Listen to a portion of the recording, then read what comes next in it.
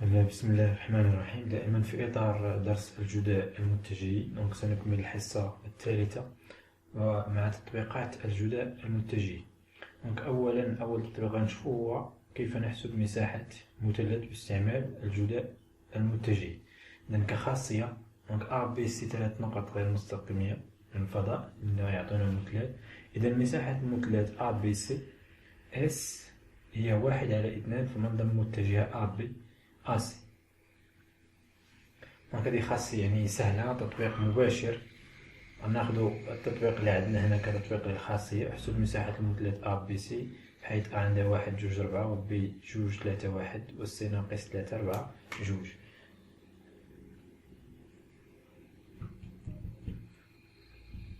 نحطو النقاط عندنا A كيف ما قلنا 1 2 4 C أو B عفوا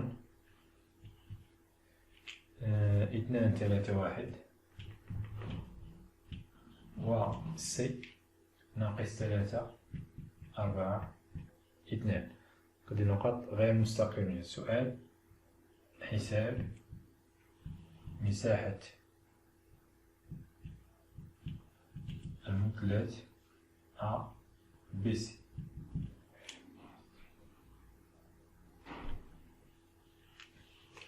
لكي نحسب مساحة المثلث A B C يجب أولا حساب الجداء المتجهة A B A C. أول حاجة خصنا نمشيو نحسبو A B A C. اش نستعملو؟ العلاقة.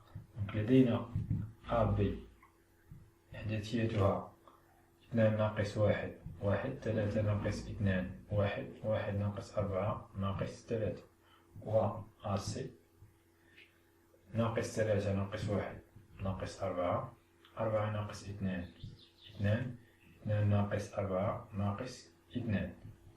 إذن الجداء المتجه A B A C يساوي، نستثني الأفصولين.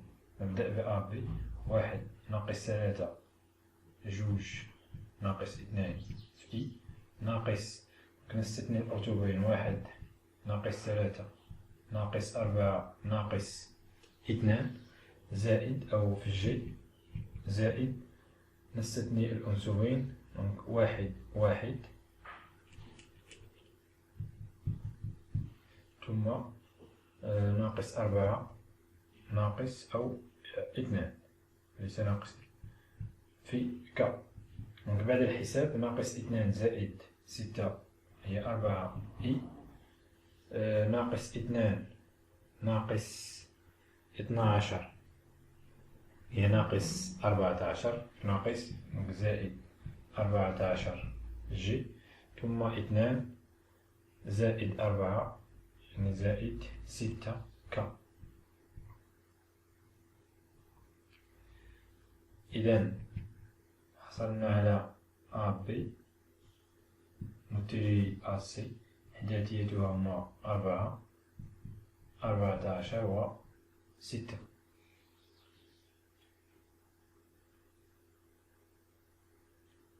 بعد تحديد إحداثية المتجه A B A C نستعمل العلاقة اللي شفنا في الخاصية.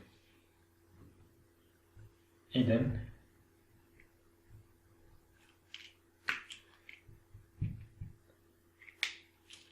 المساحة اللي غنحصلو عليها هي كالتالي. إذن S ديال المثلث A B C تساوي العلاقة 1/2 في المنظر المتجهة A B A C هي 1/2. كيف نحسب المنظر المتجهة؟ هو الجذر ديال الأفصول أس 2 زائد الأرتوب أس 2 زائد الأنسول أس 2. هو وحدة قياس المساحة. إذا مبقانا إلا نحسبو هاد العدد هذا ونقسمو على 2. دونك القيمة اللي غنلقاو هي مساحة المثلث A B C.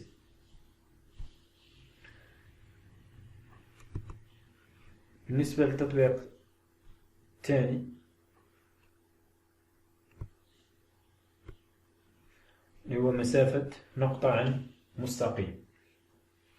إذا ليكن دي مستقيم و A مار من أ موجه بإي وإم نقطة من الفضاء. دونك مسافة النقطة إم عن المستقيم دي هي كالتالي. دونك دي مسافة النقطة إم عن المستقيم دي تساوي منظم متجهة أم متجه يو، بحيث أ نقطة من المستقيم، M هي النقطة التي نريد حساب مسافتها عن المستقيم D، U هي المتجهة الموجهة. إذا منظم AM متجه U مقسوم على منظم U.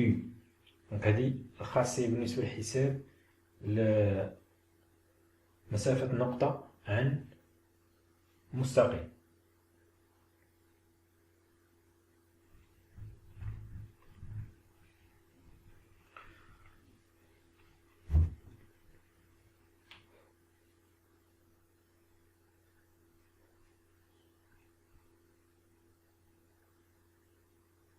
غناخدو كمثال بالنسبة لهذه الخاصية أو تطبيق.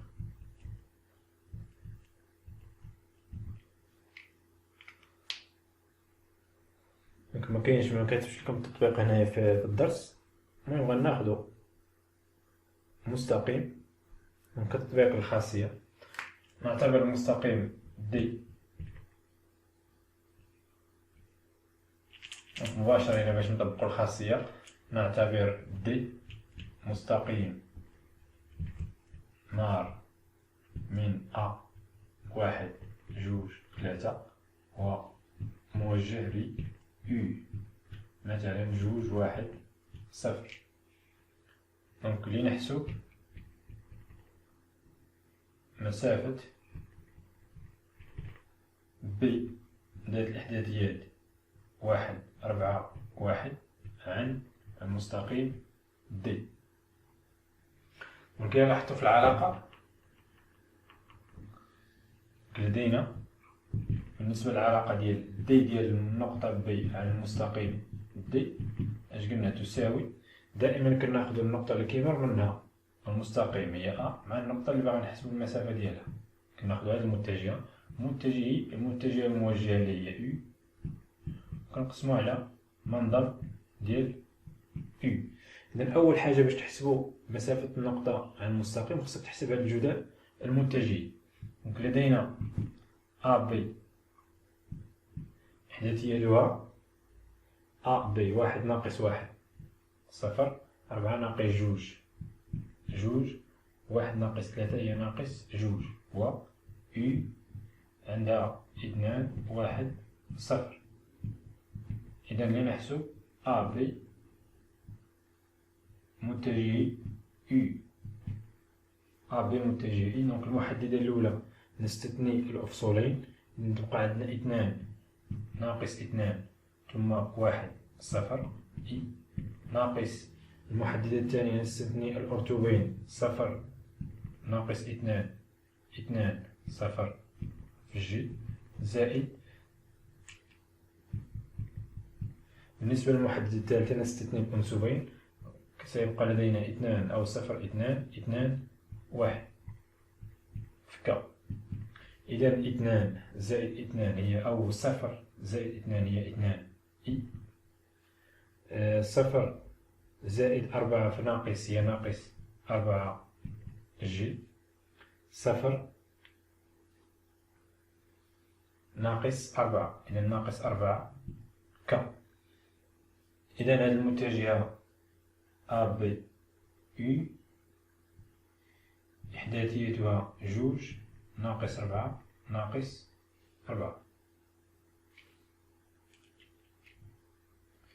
دونك من بعد ما كنلقاو هاد الإحداثيات ديال أ بي متجه يو نرجعو للعلاقة. إذا دي تساوي المنظم ديال أ بي متجه أ سي يعني اثنان أس اثنان زائد ناقص أربعة أس اثنان زائد ناقص أربعة أس اثنان مقسوم على المنظم ديال أي اللي هو اثنان أس اثنان زائد واحد أس اثنان زائد صفر أس اثنان. دونك نبقى إلا نحسبو هاد الجذرين المربعين نحسبو هاد القيم هادو. دونك النتيجة اللي غنلقاها هي مسافة النقطة بي على المستقيم دي. بالنسبة لهاد الحصة غادي نوقفو في فين وصلنا هنا دابا؟ فين وصلنا عند مسافة نقطة عن المستقيم. دونك باقي لنا حصة أخرى، الحصة الرابعة اللي غادي يكون فيها كيف نحدد المستقيم اللي هو غيكون تقاطع المستويين أ بي، كيفاش نحددو المتجه الموجه ديالو، وبالتالي نحددو التمثيل. ممكن نحددو التمثيل البارامتري إلا كانت عندنا نقطة تنتمي إلى التقاطع. وغنشوفو من بعد مادام عرفنا مسافة نقطة عن المستقيم غنشوفو الأوضاع النسبية ديال الفلكة مع المستقيم. دونك هذا غنشوفو في الحصة الماجية. إذن استودعكم الله وإلى اللقاء.